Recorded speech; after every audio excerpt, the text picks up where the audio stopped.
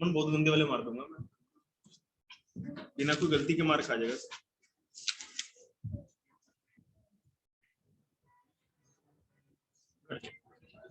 देखिए light chapter है हम लोग का,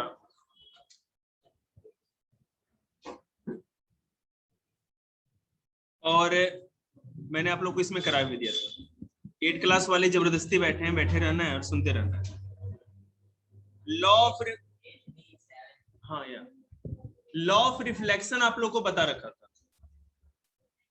जहां से आए थे वहीं चले जाइए उठ के, कुछ नहीं करना है, ज्ञान हम देंगे, बाद में बात करिए। बात करना है इमरजेंसी तो इंस्टीट्यूट के बाहर जाके गप्पे मार के आ जाइए, मेरी क्लास डिस्टर्ब नहीं होनी चाहिए। लास्ट बार नहीं बोलूंगा, जिसकी आवाज आई इंस्टीट्यूट के बाहर, अपना बुक अपना रिवीजन।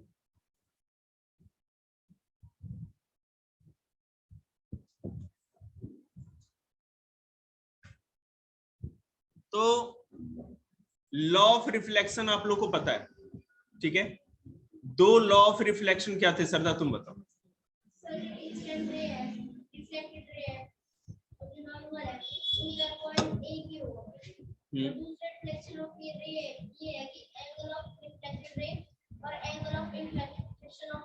इंसिडेंस रे, तुम बताओ। एंगल ऑफ इंसिडेंस और एंगल ऑफ रिफ्लेक्शन सेम होगा, और अगला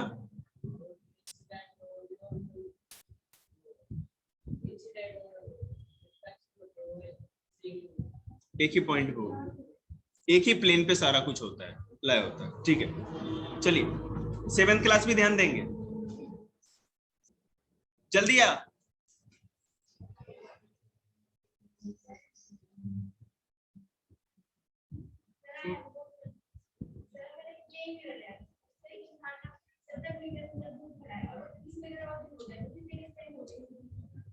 मेरी बात सुनिए, प्लेन मिरर का है ना, एक डिस्टेंस होता है, उतनी दूर पे ही इमेज बनेगा, उससे ज्यादा दूर इमेज बन ही नहीं सकता।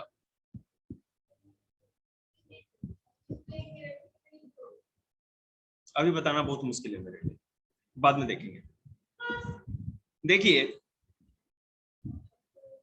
एक चीज और है कि अगर, जैसा कि मैंने आप लोग को बताया भी था उस दिन शायद,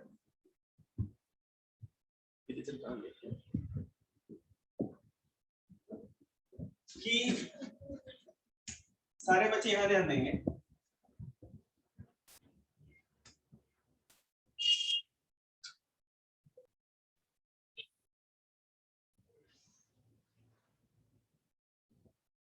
regular reflection and diffuse reflection उस दिन पढ़ा रखा था ना।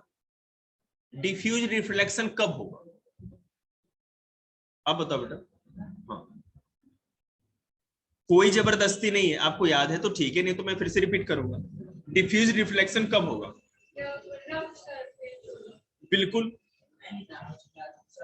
आप नहीं, मेरी बात सुनिए, आपको 7th क्लास को एक चीज पढ़ाई थी अभी मैंने, कि प्लेन मिरर से जब लाइट टकराती है तो रेगुलर रिफ्लेक्शन होता है, लगातार रिफ्लेक्शन होता है।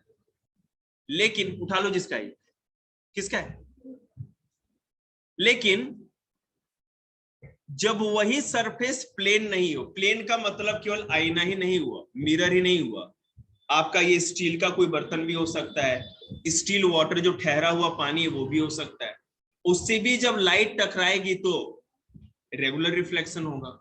लेकिन आप खुद सोचिए, अगर जो हमारी ये रोड है या सड़क है या बाहर की सीमेंटेड सरफेस है कोई, या उबड़ खाबड़ मैदान वैदान कोई है, हमारा प्लेन है, तो वहां से जब लाइट टकराएगी तो उसमें कुछ ये रफ सरफेस होती है, उबड़ खाबड़ होता है, तो अप वाले से कभी टकराई, फिर दाएं से कभी बाएं से, तो लाइट का जो रिफ्लेक्शन होगा डिफ्यूज हो जाएगा, मतलब कि कहीं भी वो रिफ्लेक्ट होगा, समझ रहे। तो कभी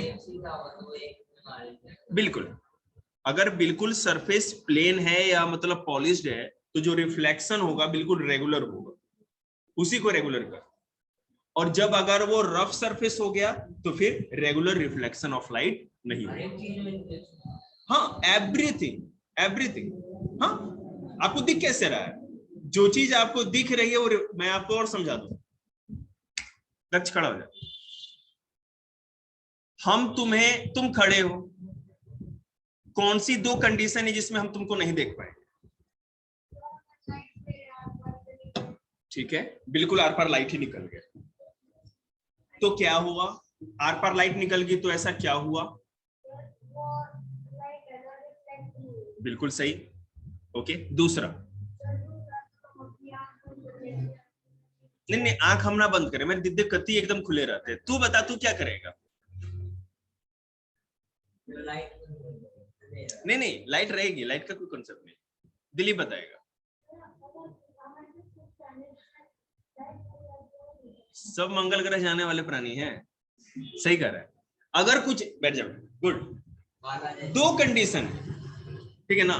या तो लाइट बिल्कुल आर पार निकल जाए, जैसे कि आईना कांच होता है, आईना नहीं सॉरी, जो ग्लास होता है, तब भी हमको नई चीज दिखेगी। और नहीं तो कोई ऐसी ऑब्जेक्ट हो जो कि अभी है नहीं कोई भी, हमारे पूरे अर्थ पर अभी तक कोई ऐसा मटेरियल नहीं खोजा गया जो लाइट को पूरा का पूरा 100% एब्सॉर्ब करे। मिरर जो है वो रिफ्लेक्ट 100% करता है। बिल्कुल पॉलिश अगर कांच हो, ग्लास हो, तो 100% बिल्कुल जो लाइट होती है उसको आर पार भेज सकता है। ट्रांसपेरेंट, 100% ट्रांसपेरेंट हो सकता है कुछ, लेकिन कोई भी ऐसा ऑब्जेक्ट नहीं है जो कि बिल्कुल एब्सॉर्ब कर ले लाइट को। भाई लाइट आप पर गई और टकरा के ना लौटे, इसका तो ही कारण, या तो लाइट को पूरा आपने एब्सॉर्ब कर लिया, नहीं तो लाइट आपके आर पार निकल गई, तो वही चीज होगी ना। ठीक है, साइंटिस्ट लोग काम कर रहे हैं, मजाक नहीं कर रहा मैं। आप लोग सोच रहे हैं कि मैं कोई इसी तरह बोल रहा हूँ, साइंटिस्ट लोग इस पे भी रिसर्च कर रहे हैं, किसी भी बहुत कुछ, सब कुछ चल रहा है। मानसू को शायद याद हो या पता नहीं किसको, मैंने वो स्टेम सेल ये सब के बारे में बताया था। रसिया के बॉर्डर पर, यूरोप में जो रसिया है, मॉस्को के पास, वहां पे लिक्विड नाइट्रोजन में लोगों का ब्रेन, हार्ट, पूरी बॉडी को प्रिजर्व करके रखा जा रहा है।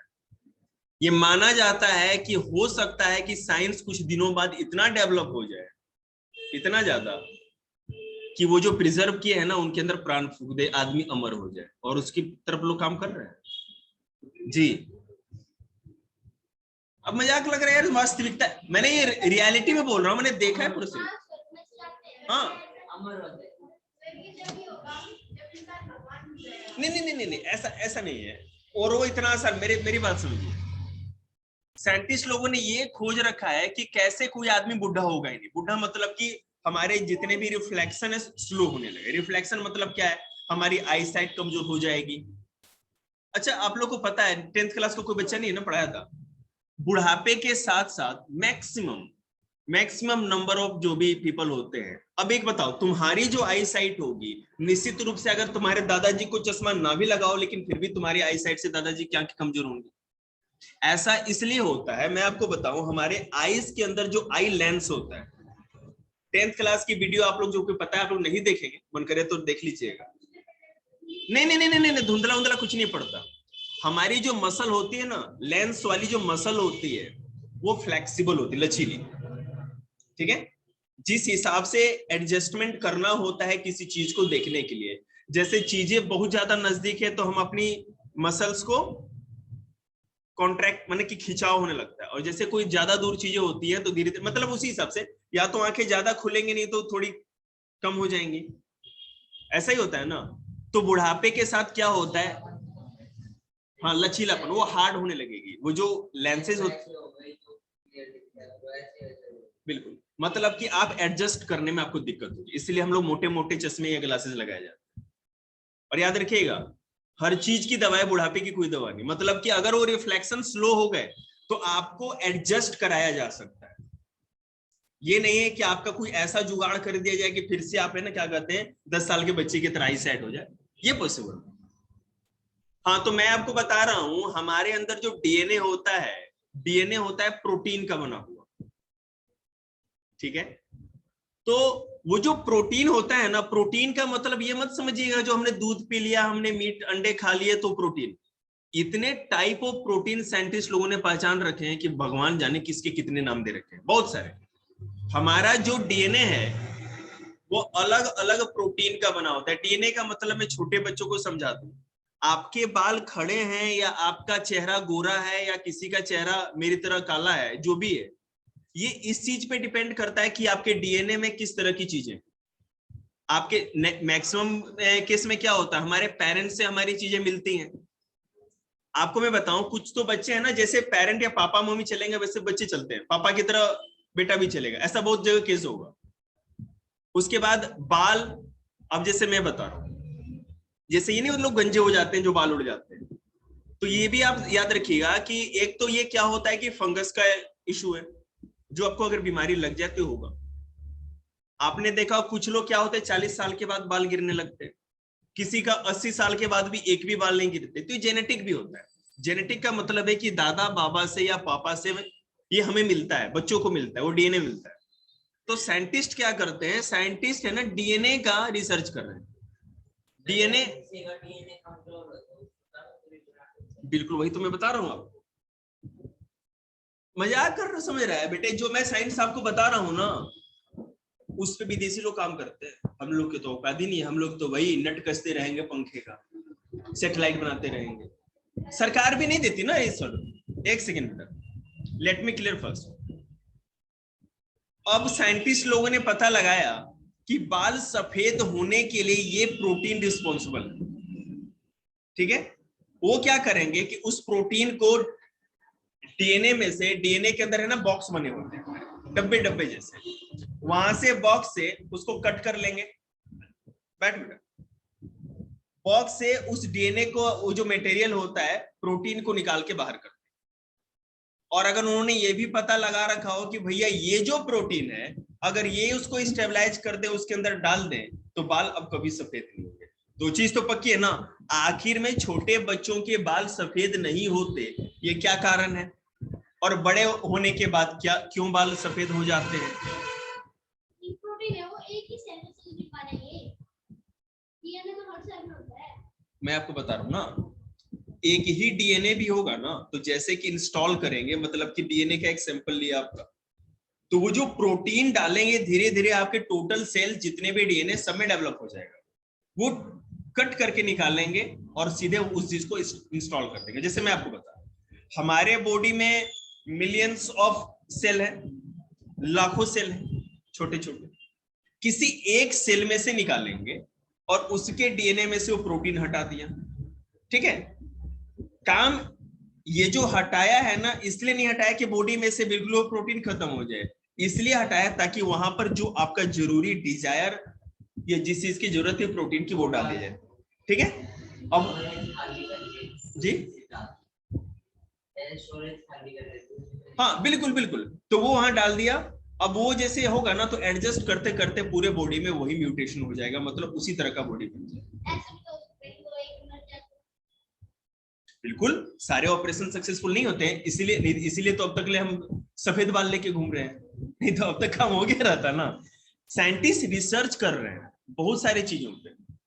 अभी मैंने कौन, दीपक, अभी सबसे पुराना स्टूडेंट 9th क्लास में, इसने क्लास ली थी, याद होगा उसको, लच्छू को भी याद है। हुआ क्या था, मैंने बताया था, आपने हाइब्रिड सीड के बारे में, बीजों के बारे में सुना होगा, है ना, वहीं बैठ जाइए पीछे जगह। हाइब्रिड सीड के बारे में आपने सुना होगा। आप जो देसी बीज जो होते हैं, हमारे जो भी चाचा ताऊ लोग जो खेतों में बोते हैं, उससे कम अनाज होता है, कीड़े भी जल्दी लगने का खतरा होता है। हाँ, जो मैंने क्या उपज हो गई वही बीज को रख ले, तो निकलते हैं ना कि दुकान से अच्छे क्वालिटी का बीज खरीद के लाते। अब देखिए उसमें क्या कॉन्सेप्ट है, जिस तरह से हमारे बॉडी का डीएनए होता है उसी तरह प्लांट का भी डीएनए होता है, लिविंग बीइंग है, सबका डीएनए होगा। तो उसमें क्या किया जाता है कि उस प्लांट के अंदर से ये देखा जाता है कि कौन सा प्रोटीन होने के चलते इसको ज्यादा बीमारियां लगती है, या किस प्रोटीन के कारण ये कम पैदावार दे रहा है, तो वहां से साइंटिस्ट उस प्रोटीन को बाहर करते हैं, ठीक है, कट करके निकाल देते हैं। डीएनए क्या कहते हैं, सीजर भी होता है। अब सोचो कैसा होता है, आप गूगल पे डाल के देखना डीएनए सीजर कैसे होता है। डीएनए इंजीनियरिंग पूरी की पूरी डीएनए इंजीनियरिंग, जैसे आप किसी चीज को कट करके जोड़ करके कैसे बनाते हो, तो डीएनए का पूरा काम होता है। ये बहुत ही माइक्रो चीज है और आप तो समझ ही सकते हैं, डीएनए तो डीएनए है। अब साइंटिस्ट क्या करेंगे कि पहले इस बीज में से, जो आपके देसी बीज है, इनमें से इस प्रोटीन के चलते भैया कीड़े लग रहे थे, इस प्रोटीन के चलते इसमें पैदावार कम होगा। अब आपको पता है कि जो जंगली पौधे होते हैं, जो जंगली रूप से या जंगलों के आसपास जो गेहूं उगाई जाती है या जो भी फसल उगाई जाती है, उसमें तो कीड़े का ज्यादा खतरा है, लेकिन फिर भी वो जिंदा रहते हैं, बचे रहते हैं। इसका मतलब कि उसमें रोग प्रतिरोधक क्षमता या इम्यूनिटी यहाँ वाले से ज्यादा हो। मैं आपको और सिंपल तरीके से समझा देता हूँ। आदिवासी या पहाड़ी लोग जो होते हैं, उनका डीएनए हम लोग के डीएनए के कंपेयरली ज्यादा अच्छा होता है रोगों से लड़ने के। ठीक है, क्योंकि जंगल के परिवेश में रहते हैं। अब आदिवासी आदमी जो है, ट्राइबल आदमी, जंगल में ही रहता है, जंगल में शिकार करके खाता है, वो धूप, आंधी, पानी, बिजली सब उसका बॉडी से आता है, तो उसका जो डीएनए है ना, वो रोग प्रतिरोधक क्षमता लेके होता है, बहुत ज्यादा अच्छा डीएनए माना जाता है। तो अब जैसे अगर मान लीजिए कि यहाँ के किसी आदमी को इम्यूनिटी देनी है, तो क्या किया जाएगा कि उसके अंदर से वो जो डीएनए का एक सैंपल होता है ना, जिस प्रोटीन के चलते उसकी इम्यूनिटी अच्छी है, वो प्रोटीन आपके अंदर इंस्टॉल कर दी जाएगी और धीरे धीरे धीरे धीरे आपके सारे सेल्स के अंदर वही चीज डेवलप होती जाएगी। और मैं बताता हूं कैसे। डोमिनेंट ये सब होता है इंडिया में तो कुछ भी नहीं होता। मैं आपको बता दूं, आपने है ना एवेंजर्स वाली मूवी देखी होगी, बच्चे वो है ना, वो पता ना हरा रंग का पानी पीता है, सांडो हो जाता है, बिल्डिंग उखाड़ के दौड़ने लगेगा। हल्क आपने देखा हुआ ना, वो 2 मिनट के अंदर पता ना उसके शरीर में कौन सी खुजली होती है, कीड़े मकोड़े निकालने लगता है।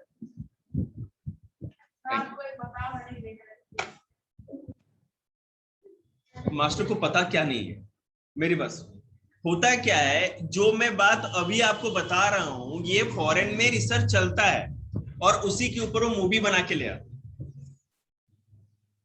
आप ये समझ लो कि अगर डीएनए इंजीनियरिंग का पूरा अधिकार दे दिया है साइंटिस्ट लोगों को, जो कि इंसानों के ऊपर रिसर्च इसका बैन है। मैं आपको बता दूं, इंसानों के ऊपर रिसर्च कर ही नहीं सकते, सरकार ने बैन कर रखा पूरी दुनिया।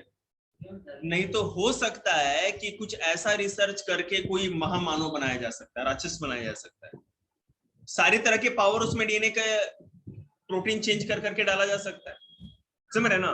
तो प्रोडक्टिव वर्क के लिए इसको यूज किया जा सकता है, मतलब या तो मेडिसिन बनाने के लिए, और नहीं तो किसी न किसी तरह के प्लांट के ज्यादा ज्यादा प्रोडक्शन और इम्यूनिटी।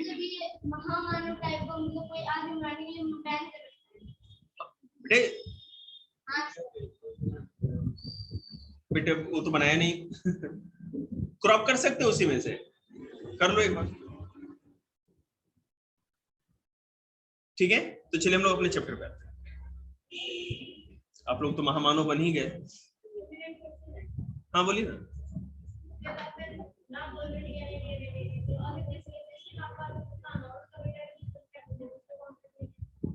नहीं, वो दूसरी बात है, वो आपके बॉडी से नहीं रिलेटेड है, बात समझ रहे हैं ना, हमारे शरीर से रिलेटेड नहीं है। हाँ, बिजनेसमैन के बाल अगर 12 साल में सफेद हो गए हैं तो हो सकता है उसके बेटे के भी सफेद हो जाए, वो बात अलग है। ठीक है ना, वो बिहेवियर के ऊपर नहीं होता। नहीं तो बेटा चंद्रगुप्त मौर्य फिर राजा क्यों बनता, उसका तो बेटा बाबू चरवाहा था। अरे जो गाय भैंस चराते हैं, गावड़िए वाले, देसी समझते हैं ना ये, वो भी ठेठ। बस यही नहीं बता सकते, 7th क्लास जा सकते, मुझे पता है आप लोग है ना बर्दाश्त कर रहे हैं मुझे, जय ये नहीं बर्दाश्त कर पाए। तुम रुक जाओ मन, इसकी मम्मी लेने आएगी ना, मानसू। हाँ इधर आ जा बेटे, इधर आ जा। किस चीज का टेस्ट दिया था तुम लोगों ने सैटरडे को? मीडिया का निकाल, याद कर लो, लाए हो ना दीदी 6 बजे तक, कोई टेंशन नहीं। मेंसुरेशन कंप्लीट है, उसमें क्या बाकी है? कितने क्वेश्चन बाकी रह गए उसमें? 3 क्वेश्चन, कोई नहीं करा।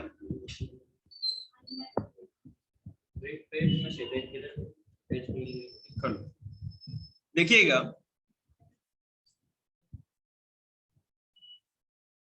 The regular reflection of light from a smooth surface can be explained as follows. देखिए क्या हुआ, रेगुलर रिफ्लेक्शन किस तरह होता है किसी भी एक सरफेस से। All the particles of a smooth surface like a plane mirror, ठीक है, are facing in one direction. अब देखो, अगर कोई भी चीज उबड़ खाबड़ हो, रफ हो, तो किसी का डायरेक्शन ऊपर होगा, किसी का नीचे, किसी का दाएं, किसी का बाएं, किसी का सामने। लेकिन प्लेन मिरर जब होगा तो सारे के सारे जितने भी पार्टिकल्स होंगे, मिनी पार्टिकल्स, सारे का एक ही तरफ उसका होगा फेस, बिल्कुल एक तरफ। अब जब एक ही तरफ सामने केवल अगर उसका फेस होगा, इट मींस रेगुलर रिफ्लेक्शन होना चाहिए, ठीक है। और भी मैं अच्छी तरह समझाता हूं।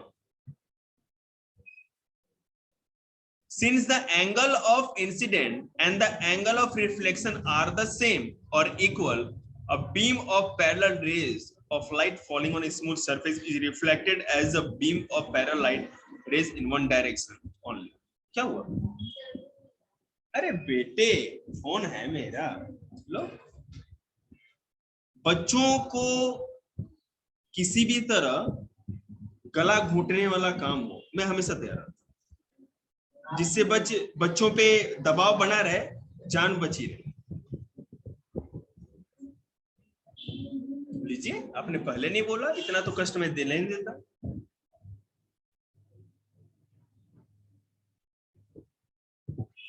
बोर्ड पे देखिएगा, ये मैंने समझा रखा था वैसे, तो बैठ ही जाते हैं फिर तो, बैठे बैठे भी कर सकते हैं। मुंह बंद, समझाना मुझे है, नो आर्गुमेंट।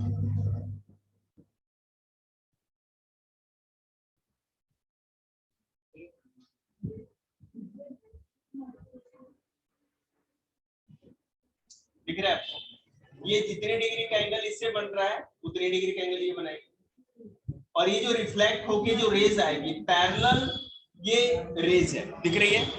जो रेज ऑफ इंसिडेंस है वो पैरेलल है, तो रेज ऑफ रिफ्लेक्शन जो होगा या रिफ्लेक्टेड रेज जो होगी वो भी पैरेलल ही होगा, ठीक है। अब अगर रफ वाला अगर हम देखें तो क्या होगा,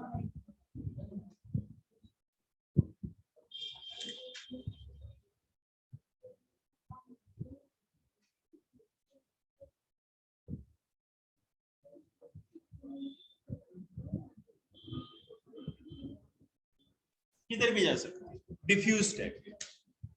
आगे देखिए, the diffuse reflection of light from a rough surface can be explained, ये तो पता ही है आपको, उस बताने की जरूरत क्यों एक्सप्लेन करें।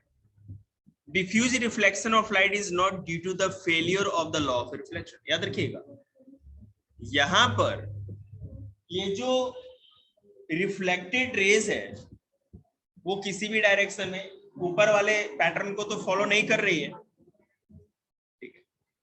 तो यहां कहने का मतलब ये है कि diffuse reflection of light is not due to the failure of law of reflection. Law of reflection के फेलियर के कारण ऐसा नहीं हो रहा, ये इसलिए हो रहा है क्योंकि सरफेस ही रफ है।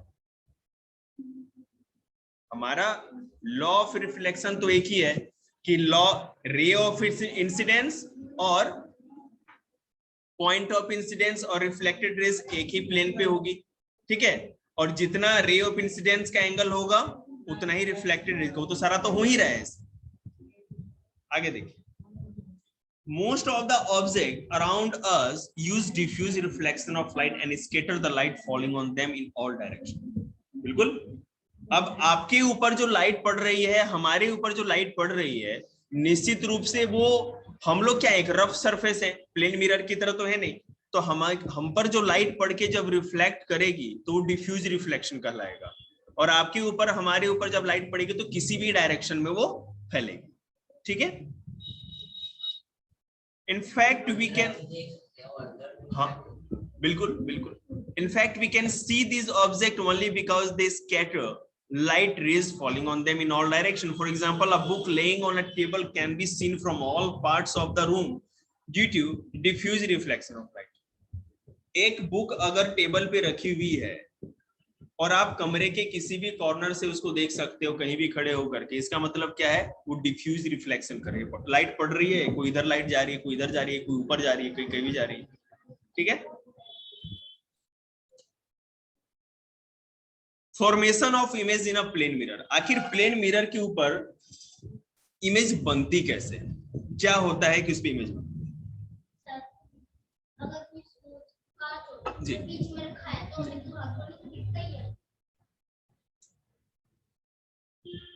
कांच अगर रखी हुई है तो कांच का जो कॉर्नर होगा ना, मोटाई के हिसाब से उस कोने से भी दिखेगा, उस कोने से भी दिखेगा, उस कोने से भी दिखेगा, ठीक है ना।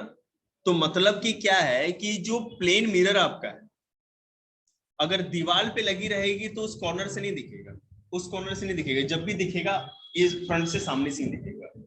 ये कहने की बात है। टेबल पे रखा है बेटे, तो मतलब कि आप जब खड़े होगे तो दिख जाएगा, लेकिन इसके लेवल में आके देखोगे तो आपको चीज नहीं दिखेगी, समझ रहे। देखिए ये वाला पिक्चर 299 वाला बता दिया था मैंने, याद होगा आप लोग को। फिर भी एक छोटा सा मैं एग्जांपल आपको देता हूँ, यहां ध्यान देना।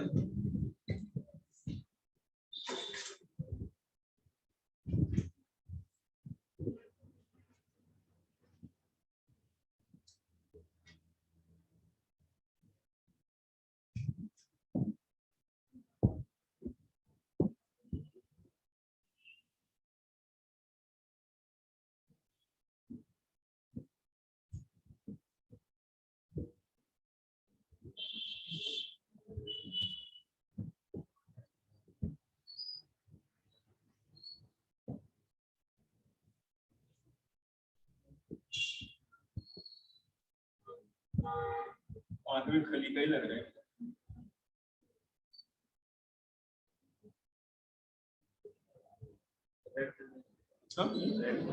अरे कोई भी ले लो अपने से, उसे समझो, ये तो खत्म हो।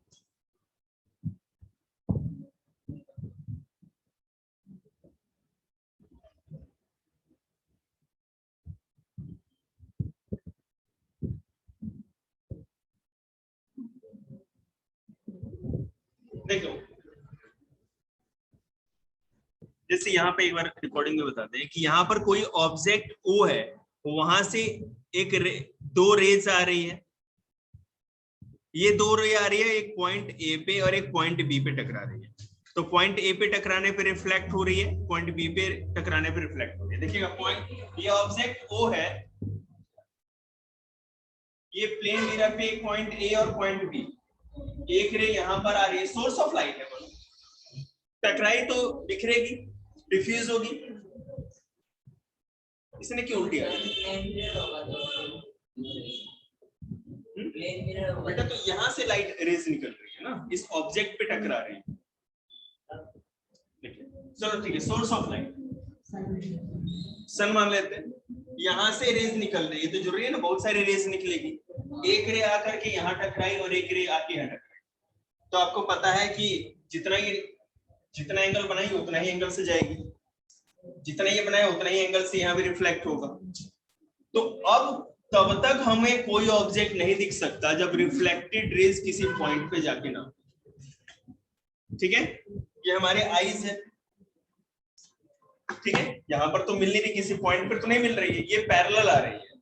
तो क्या होगा, आईने के अंदर रियल इमेज में जितना हमारा आई हमसे दूर है इस ऑब्जेक्ट के प्लेन मिरर से, उतनी ही दूरी पे पीछे जाकर के ये दो रेज आगे जाकर के एक पॉइंट पे बीट कर रहे हैं, जो कि वर्चुअल इमेज अभी मैंने पढ़ाया था बच्चों को।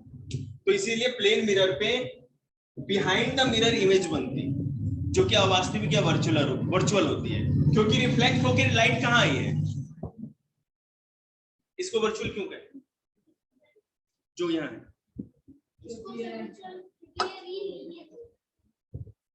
क्यों नहीं है? क्योंकि शरीर प्लेन मिरर है और प्लेन मिरर पे वर्चुअल क्यों बनती है? रुकिए, इन लोग गप कर रहे थे, शायद पता हो इन लोगों को ना, हमें तो पता नहीं भाई, हम लोग तो किसी तरह टांगर काटड़े आए हैं यहाँ खड़े होकर। बताइए, दोनों गर्ल्स बताइए,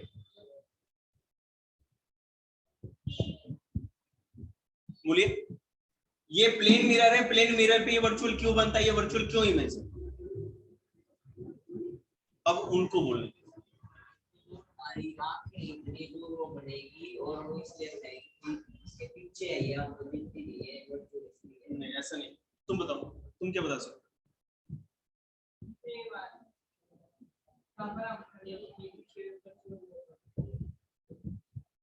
देखिए, इसका मतलब सारे नील बटा सन्नाटा है। आप लोग यार कॉमन सेंस अप्लाई नहीं करते यार, बिल्कुल एकदम क्यों सुनते रहते? वो सर देखिए, इमेज कब बनती है? इमेज कब बनती है? कोई चीज हमें क्यों दिख रही है बताइए पहले। एक बिल्कुल रिफ्लेक्ट हो रही है। आपको हम इसलिए दिख रहे हैं क्योंकि मेरे पे लाइट पड़ के रिफ्लेक्ट होकर आप तक आ रही है। क्लियर? चलिए, यहां पर ये जो ऑब्जेक्ट सोर्स ऑफ लाइट यहाँ है, टकरा रहे हैं, और यहां से जब हम देखते हैं ये ऑब्जेक्ट है, सोर्स ऑफ लाइट नहीं, ठीक है ना? ऑब्जेक्ट है। मतलब मैं आपको बताता हूं, मिरर में थोड़ा सा कॉन्सेप्ट चेंज होता है। मिरर पे जैसे ये लाइट हम पर पड़ी, क्लियर है? हम पर पड़ने के बाद ये जो लाइट रिफ्लेक्ट होके मिरर के अंदर गई है, फिर वो टकरा के कहां आएगी? हमारे आंखों में। मेरी बात सुनो, ये कोई ऑब्जेक्ट है, ये सोर्स ऑफ लाइट है, इस पे पड़ी, तो ये इंसिडेंस ऑफ रे, ये यहां पर टकराई, रिफ्लेक्शन है, आईने पे रिफ्लेक्शन हुआ। हम पर कोई लाइट पड़ी और रिफ्लेक्ट होके आईने में गई, लेकिन आईने में हम कब दिखेंगे? जब वो लाइट रिफ्लेक्ट होके हमारे आंखों तक भी आएगा। समझ रहे बात को ना? तो इसका मतलब जब ये रिफ्लेक्शन हुआ तो हमारे आईज में रिफ्लेक्ट होके आईने से हमारे आंखों में आया, तो हमें दिख जाना चाहिए था ना, लेकिन हमें नहीं दिखता। यहाँ पे लॉ ऑफ रिफ्लेक्शन के एक है ना जो क्या कहते हैं लॉ है, उसके अपोजिट में काम हो रहा है। तो ऐसा लगेगा, देखो कैसे रिफ्लेक्ट होके जब रेज आती है तो किसी पॉइंट पे मीट होगी, तभी जाकर के वो ऑब्जेक्ट हमें दिखेगा। एक ऑब्जेक्ट से ये रेज निकल रही है, एक पॉइंट से निकल रही है, तो किसी पॉइंट पे मिलेगी तभी हमको वो ऑब्जेक्ट दिखेगा। यहाँ पर तो दिख नहीं रहा, पैरेलल है, ठीक है? तो जब हम थोड़ी सी सामने आएंगे इसके तब वो नहीं, मैं आपको बता, तो होता क्या है, लाइट जब आईने के अंदर यहां से आईने में एक बार टकरा करके लौटती है, और आपको एक चीज वर्चुअली मतलब कि एक छलावा टाइप का ऐसा महसूस होगा कि जो दो रेज है वो आगे आईने के अंदर जितनी दूरी पे आप हो उतनी ही दूरी पे अंदर जाकर के किसी पॉइंट पे मिल रही है। तो आपको इमेज कहां दिखेगी? एकदम बिल्कुल आईने के ऊपर। अब वो पता है रियल इमेज कब हो जाती है? आप आईने के सामने हो, ठीक है? आप मान लीजिए कि 1 फुट की दूरी पे हो और आपकी इमेज बिल्कुल 1 फुट की दूरी पे नहीं, आईने के एकदम बिल्कुल प्लेट के ऊपर ही दिखती, तब होती रियल इमेज। लेकिन हम लोग क्या है, हम लोग 1 फुट की दूरी पे हैं तो इमेज भी अंदर बिहाइंड द मिरर 1 फुट पीछे ही दिख रही है, इसलिए वर्चुअल है। और वो क्यों है और भी आप सुनिए।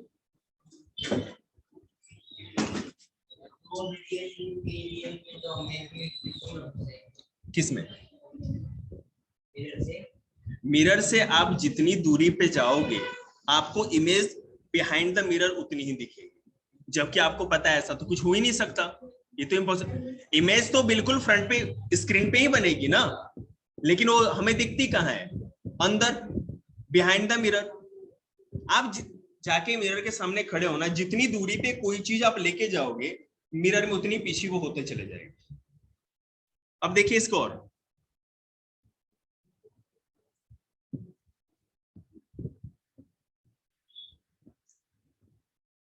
अब प्लेन मिरर पे जो ये इमेज बना है इसकी खासियत में बता दूं तो आपको समझ में आ जाएगा। देखिए, the image formed by a plane mirror is virtual और अनरियल। ये जो इमेज बनेगी वो अनरियल है, वर्चुअल है, असली नहीं है। The image found by the plane mirror is behind the mirror, मैंने बताया है, मिरर के अंदर पीछे की ओर वो इमेज बनेगी जब हम सामने खड़े होंगे। The image formed in a plane mirror is the same distance behind the mirror as the object in the front of it. हम इमेज के सामने जितनी दूरी पे कोई ऑब्जेक्ट रखेंगे या खुद ऑब्जेक्ट की तरह खड़े रहेंगे उतनी ही ठीक उतनी ही डिस्टेंस पीछे या अंदर की ओर वो इमेज मिरर में पड़ेगी। वर्चुअल प्लेन मिरर पे पानी के ऊपर जो स्टील वाटर होता है, हमारी प्लेट थाली या कोई भी चीज जो होती है, शाइनी सरफेस होता है जितना, पॉलिश सरफेस, पॉलिश्ड, सब पे वर्चुअल इमेज ही बनती है। रियल इमेज जो सिनेमा का जो वो नहीं पर्दा होता है, जो स्क्रीन जो हम लोग थिएटर में जाते हैं, उस पे रियल इमेज बनता है। ये बात करेंगे हम लोग डीपली उसके बारे में, सुनते जाइए। The image formed in a plane mirror is of the same size as the object. जितना बड़ा ऑब्जेक्ट प्लेन मिरर के सामने होता है, उतना ही सेम साइज का इमेज मिरर के अंदर बनेगा। अब मैं आपको बताता हूं, आप दूर से जितनी बड़ी शक्ल आपकी दिखती है, जितने बड़े आप दिखते हो, आप भी मिरर के अंदर उतने ही बड़े दिखोगे। और जैसे जैसे मिरर के नजदीक आते जाओगे, इसका मतलब कि आप जैसे जैसे मेरे नजदीक आते जाएंगे, उतना थोड़ा बड़ा साइज तो आपका होता ही जाएगा, उसी हिसाब से मिरर में भी दिखते रहेंगे। मतलब आपका एक्चुअल साइज दिखेगा। जितने बड़े आप हैं या जितना बड़ा कोई भी ऑब्जेक्ट है, उतना ही बड़ा ऑब्जेक्ट का इमेज दिखेगा। The image form by a plane mirror is erect. Erect मतलब क्या होता है? सीधा, ठीक है। The image in a plane mirror is laterally inverted, मतलब कि दाएं का बायां और बाएं का दायां, ठीक है। लेफ्ट राइट, राइट लेफ्ट दिखेगा। जैसे आप बोलोगे भाई एवं बहनों, तो लगेगा मोदी जी लेफ्टी, आईने के सामने करे सब, ठीक है।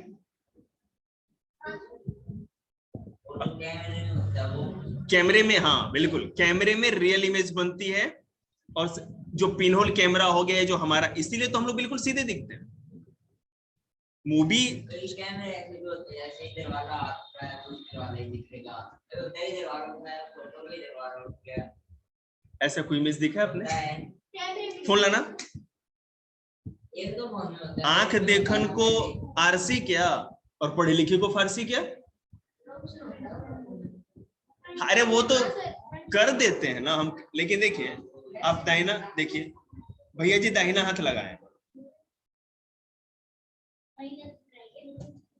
बेटा, मैं आपको ले तेरा ही समझ 1 घंटे के लिए। इसमें क्या है, जो लेंसेज या हमारे जो कैमरे बनाए जाते हैं, उसमें इस तरह से एडजस्ट किया जाता है लेंसेज को, ठीक है, क्योंकि इसमें एक कांच नहीं लगी होती।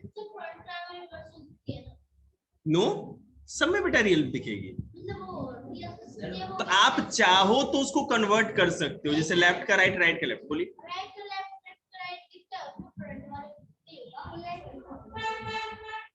फ्रंट में भी जैसे रियल इमेज बनती है, वर्चुअल कैसे बनेगी?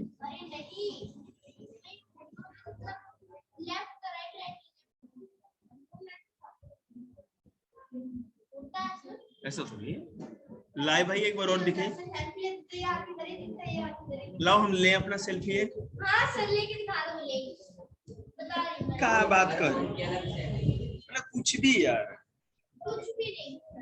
कहाँ गया फ्रंट कैमरा? कैसे आता है सामने वाला? हाँ ठीक है, ये वाला कैमरे में से अपोजिट हो जाएगा, अपोजिट हो जाएगा। सही बोला, हाँ। तो पढ़े लिखे को फारसी था, ले बेटे तू फारसी पढ़। खुश, हैप्पी? चलिए देखिएगा, देखिएगा टिप्पणी, शॉर्ट नोट, कमेंट्स। हाँ, image formed by a plane mirror is virtual. We mean that the image formed by a plane mirror cannot be obtained on a screen. Plane mirror पे जो भी हमें इमेज दिखती है, उसको स्क्रीन पे हम नहीं देख सकते, ठीक है।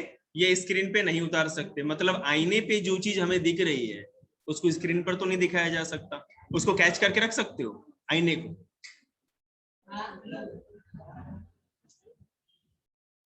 मेरी बात समझ। नहीं, आईना की कोई जरूरत नहीं है। मैं आपको बता रहा हूं ना कि किसी भी चीज को, ऐसा इमेज जिसको हम लोग स्क्रीन पे ऑब्टेन नहीं कर सकते, स्क्रीन पे नहीं दिखा सकते, उसको हम लोग वर्चुअल इमेज कहेंगे। और प्लेन मिरर पे जो भी इमेज बनती है, उसको स्क्रीन पे नहीं दिखाया जा सकता। मैं अभी आपको और क्लियर करूंगा, देखते जाओ।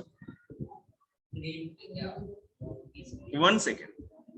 our image in the plane mirror is virtual. Our image seen in the plane mirror cannot be formed on a screen placed behind the plane mirror. बिल्कुल सही. अगर प्लेन मिरर के पीछे कोई चीज रखी हुई है, स्क्रीन कोई रख दो आप, हमारी इमेज पीछे दिखेगी, इसके ऊपर नहीं दिखेगी. ठीक है क्या? हाँ बिल्कुल वही तो बात है ना.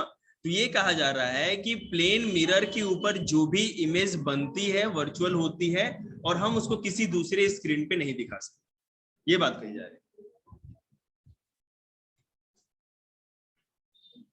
आगे देखते हैं.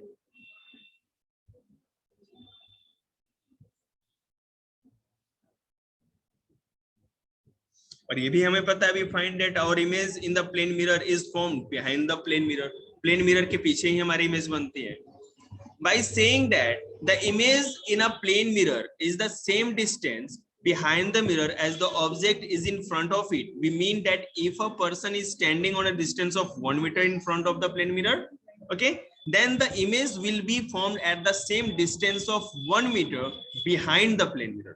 1 मीटर सामने अगर खड़े हो तो 1 मीटर पीछे ही अंदर की ओर आपकी इमेज बनेगी प्लेन मिरर के अंदर. ठीक है.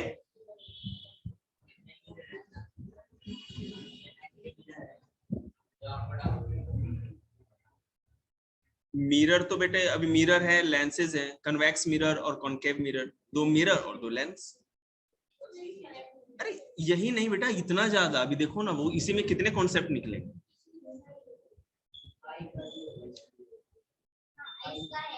ह्यूमन आई 8 क्लास में है वो. आगे चल. Turn the page, turn the page, turn the page. और आगे. हाँ कितनी मजा आ जाएगा तुम लोग. 10वीं क्लास के मजे. चलो 8वीं की फीस में 10वीं क्लास की पढ़ाई. और बोलो दिख गया. देखेंगे.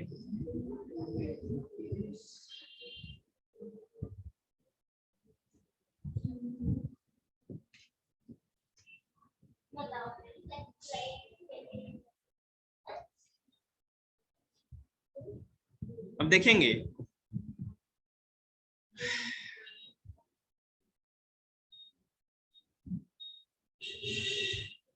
In an actually, by saying that the image in a plane mirror is laterally inverted. Laterally inverted मतलब दाएं का बायां, बाएं का दायां, left right, right left. ये कहा जाता है और दिखता भी हमको ऐसा है. We mean that the image in the plane mirror is sideways reversed with respect to the object. वही बात है. Actually, in an image formed by a plane mirror, the left side of the object appears. अरे यार क्यों बार बार एक ही बात बोलते हैं. ये तो समझ में आएगा बच्चों. हाँ ये बात अच्छी है. Reflected light can be reflected again. Light किसी चीज के ऊपर पड़ी और टकरा के रिफ्लेक्ट हुई, तो ये जो रिफ्लेक्ट हुई लाइट है क्या फिर से रिफ्लेक्ट हो सकती है? बिल्कुल हो सकती है. और कैसे वो देखते हैं.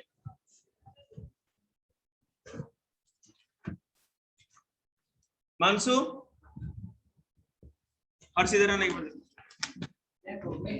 सारे चेक हो गए मैथ को छोड़ के. जो आपने बुक एक्सरसाइज आप लोगों ने किया था, आप लोग अपने बुक निकाल के चेक कर सकते हैं और मेरे को दीजिए, मैं साइन कर दूंगा. टाइम नहीं होता बेटा मेरे पास.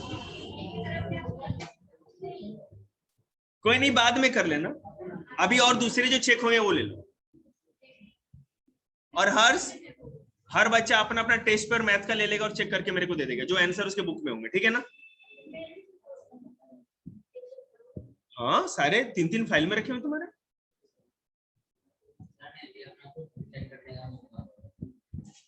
देंगे तुमको तुम्हारा मेंसुरेशन वाला बुक से किए थे दिया. अब देखिएगा. If the rays of light reflected by a plane mirror are incident on another plane mirror. आप लोग बस है ना मुंह बंद रखिएगा, हाथ चलता रहे. Then the reflected rays are reflected again. If the rays of light reflected by a plane mirror, plane mirror के ऊपर कोई लाइट पड़ी और रिफ्लेक्ट होकर टकरा के लौटी, mirror are incident on another plane mirror, then the reflected rays are reflected again. तो वो लाइट जब प्लेन मिरर पे पड़ी और रिफ्लेक्ट होके फिर दोबारा किसी प्लेन मिरर पे ही आपने उसके सामने रख दिया तो फिर रिफ्लेक्ट होके वो जाएगा, वो तो होता रहेगा। मैं बता रहा हूं इसी के ऊपर क्या होता है। आपने देखा होगा कि कभी अगर सैलून में आप रहे और अगर दोनों तरफ से आपको देखे ना कि पीछे एकदम पीछे की तरफ बहुत सारे है ना क्या कहते हैं टांट दिख रही है मयंक की 20 टांट, और आप खुश हो रहे हो कि है ना 50 में देख 20 टांट छिलवा ली मैंने। मैं जब छोटा था ना 6-7 तो मैं भी देखता था अरे इतनी मुंडी कैसे दिख रही है, लेकिन उस समय किस मास्टर से पूछता हूँ, बुद्धि पे मुक्का खाना था मैं।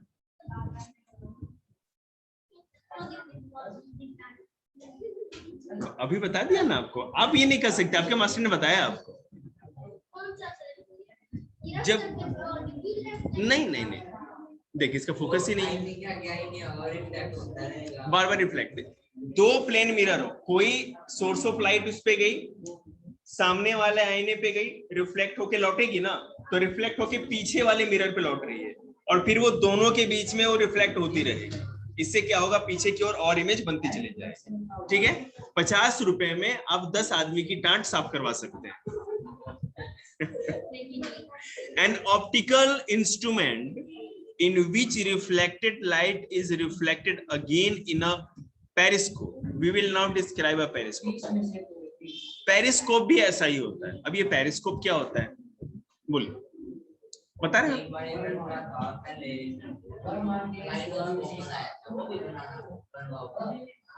हम ना बनवाते हैं सब, कैलिडोस्कोप अलग है, ये पेरिस्कोप है। बनाना है आपको तो हम भी तो वही चैप्टर करा रहे हैं आगे, कैलिडोस्कोप। हाँ इसमें नहीं होगा, किसी बात करना है, इसमें नहीं होगा तो हिंदुस्तान में किसको? देखिए ये बॉल है, हाई बॉल, इस टाइप का है। ये लक्ष्य का टेस्ट है, कल से आएगा। हाँ कल से आए, आज से ही आ जाए, परसों से आ जाए, अच्छा से करता है 1 तारीख से। वो बात नहीं, 1 तारीख से आती है, पहले उससे है ना फुल प्लेट चाउमीन मंगवाऊंगा, वो क्या फिंगर अच्छे होते है। एक बच्चा देखिएगा मेरी बात, आप लोग पास बुक नहीं है, आप लोग के लिए बना रहे हैं, आपके लिए बना रहे हैं बेटा, आपके पास बुक नहीं है, ध्यान दें।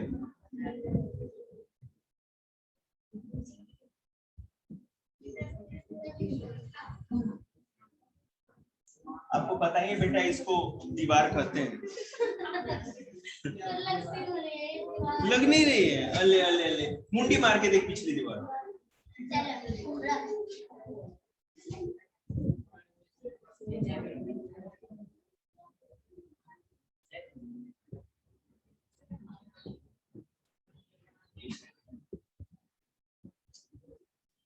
आदमी कितना है?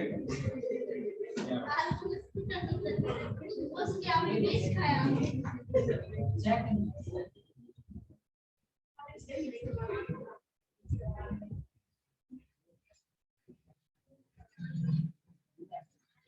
कैलिडोस्कोप का है ना सबमरीन में यूज किया जाता है। सबमरीन समझते हैं ना, पनडुब्बी जो पानी के अंदर चलती है जहाज, तो कैलिडोस्कोप वो नहीं देखते, एक ऐसे है ना मशीन, ऐसे उठा करके उसके अंदर देखते हैं, तो उसके ऊपर थोड़ा सा निकला हुआ होता है। उसमें क्या होता है, जैसे कि मैं यहाँ ये तो पेड़ का दिखा रहा हूँ, यहाँ पर जैसे वाटर के अंदर निकलेगा ना, तो यहाँ पर एक साइड मिरर टाइप कैसा लगा होता है इस एंगल पे। तो अब इस एंगल पे जैसे ही रेज गिरेगी तो उसका रिफ्लेक्शन पता ही आपको क्या होगा। ये देखिए 90 डिग्री का एंगल है, एंगल कितना है 90 डिग्री अप्रोक्स। तो बेटा यहाँ पर जी बिल्कुल इस साइड थोड़ी होगा, नहीं 90 डिग्री है ना, तो 390 डिग्री तो बनाएंगे ना। क्या बेटा ये इंसिडेंट ऑफ रे है ना, ये देखिए नहीं उससे आप कंफ्यूज हो रहे हो, मैं बताऊं। रे ऑफ इंसिडेंट अगर 90 डिग्री का है, यहाँ पे देखिए वीडियो में, अगर ये 90 डिग्री का रे ऑफ इंसिडेंट है तो जो एंगल बनेगा वो भी 90 डिग्री का ही बनेगा। रे ऑफ रिफ्लेक्शन, ये रिफ्लेक्टेड रे, तो मतलब कि ये भी 90 डिग्री पे आएगा। अब तो यहाँ पर ऐसे मुड़ेगा, बिल्कुल बिल्कुल बिल्कुल ऐसा ही होगा। और फिर ये ऐसा ही है 90 डिग्री पे, और यहाँ पे खली के जैसे। तो मतलब यहाँ पर आदमी होगा, यहाँ पर अगर देख सकेगा तो यहाँ दिख जाएगा, और नहीं तो जैसे मैं आपको बता रहा हूँ क्या होता था पहले, जैसे बंकर समझते हैं ना, जमीन के अंदर वो रहते हैं और बाहर से कोई दुश्मन आ रहा है तो कैसे देखेंगे, तो वहां पे कैलेडोस्कोप लगाए रखते थे और इस आईने से एंगल से बंकर के अंदर भी या सबमरीन के अंदर भी लोगों को दिखता था। बोलिए ट्रांसपेरेंट क्यों, मतलब किसके किसके आईज ट्रांसपेरेंट नहीं होते, मुझे तो ये आज तक पता ही नहीं था। आईज अगर बेटे ट्रांसपेरेंट नहीं हो हमारे तो हमें दिखेगा कैसे? आईज ट्रांसपेरेंट होते हैं, रेटिना ट्रांसपेरेंट नहीं होता, इसीलिए तो हमें दिखता है। अभी इतने जल्दी थोड़ी बताएंगे, अभी चैप्टर में टाइम है ना, आईज पे आएंगे तब बताएंगे आपको। हमारे आंखों के अंदर ये हमारे लेंसेज होते हैं ये ट्रांसपेरेंट होते हैं, तभी तो लाइट अंदर तक जाती है, और पीछे जो होता है ना आई बॉल के पीछे वो रेटिना होता है, पर्दे जैसा, स्क्रीन जैसा, ठीक है। तो वहां पर क्या होता है, लाइट जैसे ही पड़ती है तो वहां पर एक स्क्रीन पे जैसे कि मूवी कैसे होती है उसी तरह से हमें दिखती है सर। आज के लिए इतने, किसने कहा जाने के लिए? मैथ चेक कराइए सर।